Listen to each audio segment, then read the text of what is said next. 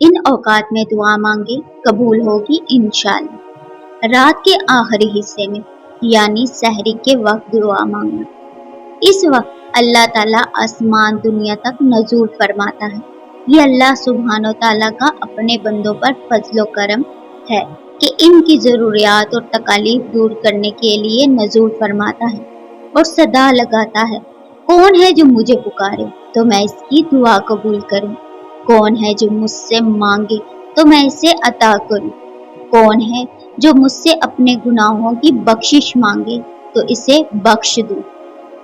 Number 2، فرض نمازوں کے بعد رسول اللہ صلی اللہ علیہ وآلہ وسلم سے عرض کیا گیا، کون سی دعا زیادہ قبول ہوتی ہے؟ آپ نے فرمایا رات کے آخری حصے میں اور فرض نمازوں کے آخر میں۔ نمبر 3، اذان اور اقامت کے درمیان نبی کریم صلی اللہ علیہ وآلہ وسلم سے صحیح ثابت ہے کہ آپ نے فرمایا اذان اور اقامت کے درمیان دعا رد نہیں ہوتی۔ نمبر 4، بارش کے وقت آپ صلی اللہ علیہ وآلہ وسلم نے فرمایا 2 دعائیں رد نہیں ہوتی، اذان کے وقت کی گئی دعا اور بارش کے وقت کی گئی دعا۔ نمبر 5، رات کے کسی حصے میں دعا کرنا۔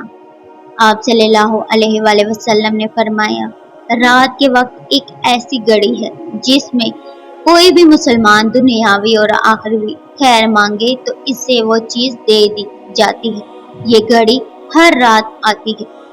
نمبر 6، جمعے کے دن قبولیت کی گھڑی۔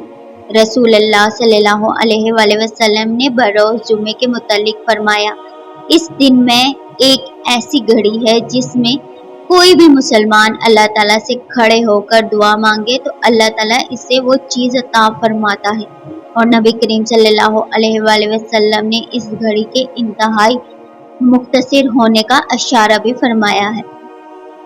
زمزم پیتے وقت کی دعا۔ حضرت جابر نبی صلی اللہ علیہ وآلہ وسلم سے بیان کرتے ہیں کہ زمزم کا پانی ہر اس مقصد کے لیے ہے جس مقصد سے پیا جائے۔ امام احمد نے اسے روایت کیا ہے۔ نمبر 8، سجدے کی حالت میں دعا۔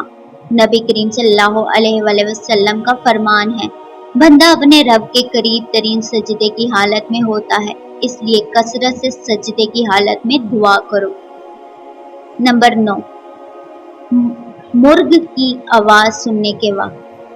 نبی صلی اللہ علیہ وآلہ وسلم کا فرمان ہے جب تم مرغ کی آواز سنتے ہو تو اللہ سے فضل الہی مانگا کرو، کیونکہ اس وقت مرغ فرشتے کو دیکھتا ہے۔ نمبر 10، لا الہ الا انت سبحانک انی کنت من الظالمین پڑھ کے دعا مانگنا۔ نبی صلی اللہ علیہ وآلہ وسلم نے فرمایا یونس علیہ السلام کی دعا مچھلی کے پیٹ میں یہ تھی، اور ان الفاظ کے ذریعے کوئی بھی مسلمان اللہ تعالیٰ سے دعا مانگے تو اللہ تعالیٰ اس کی دعا ضرور قبول فرماتا ہے۔ بیمار آدمی کے پاس دعا کرنا۔ رسول اللہ صلی اللہ علیہ وآلہ وسلم نے فرمایا جب تم مریض کے پاس آؤ تو اچھی بات کہو، کیونکہ فرشتے تمہاری ان باتوں پر آمین کہتے ہیں۔ ام سلمہ رضی اللہ تعالی عنہا کہتی ہیں کہ جس وقت ابو سلمہ فوت ہو گئے تو میں رسول اللہ صلی اللہ علیہ وآلہ وسلم کے پاس آئی اور آپ کو خبر دی کہ ابو سلمہ فوت ہو گئے ہیں، تو آپ صلی اللہ علیہ وآلہ وسلم نے فرمایا تم بھی یہ کہو اللہم اغفر لی ولہ وعاقبنی منہ عقبا حسنۃ، یا اللہ میری اور اس کی مغفرت فرما اور مجھے اس سے اچھا بدلے میں عطا فرما۔ ام سلمہ کہتی ہیں میں نے یہ الفاظ کہے تو اللہ تعالیٰ نے مجھے ابو سلمہ سے بہتر خاوند عطا کیا، یعنی محمد صلی اللہ علیہ وآلہ وسلم۔ مظلوم کی دعا۔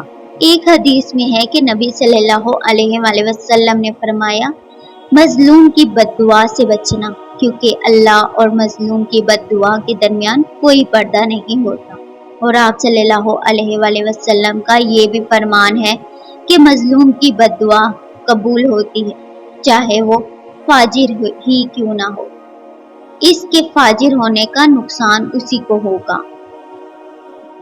نمبر 14، والد کی اپنی اولاد کے حق میں دعا، روزہ دار کی روزے کی حالت میں دعا اور مسافر کے دوران سفر دعا۔ آپ صلی اللہ علیہ وآلہ وسلم سے ثابت ہے کہ آپ نے فرمایا 3 قسم کی دعائیں رد نہیں ہوتی: والد کی اپنے اولاد کے حق میں، روزے دار اور مسافر کی دعا۔ والد کی اپنی اولاد کے لیے بد دعا۔ صحیح حدیث میں ہے کہ 3 دعائیں قبول ہوتی ہیں: مظلوم کی دعا، مسافر کی دعا اور والد کی اپنی اولاد کے لیے بد دعا۔ رات کے وقت کسی بھی لمحے آنکھ کھلنے پر ان مسنون الفاظ کے بعد دعا کرنا۔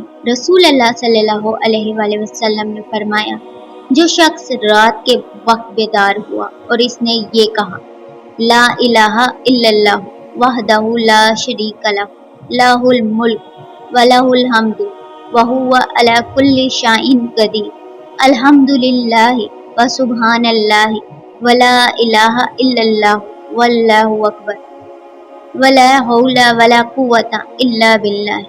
پھر اس نے کہا، یا اللہ مجھے بخش دے، یا کوئی اور دعا مانگی تو اس کی دعا قبول ہو گئی، اور اگر وضو کر کے نماز پڑھی تو اس کی نماز بھی قبول ہو گئی۔ یہ وہ تمام اوقات تھے جس میں آپ اگر دعا مانگے تو دعا ضرور قبول ہوگی۔ اسی طرح کی مزید ویڈیوز کے لیے چینل کو سبسکرائب کر لیں اور ویڈیو کو لائک کرنا نہ بھولیے گا۔ اللہ حافظ۔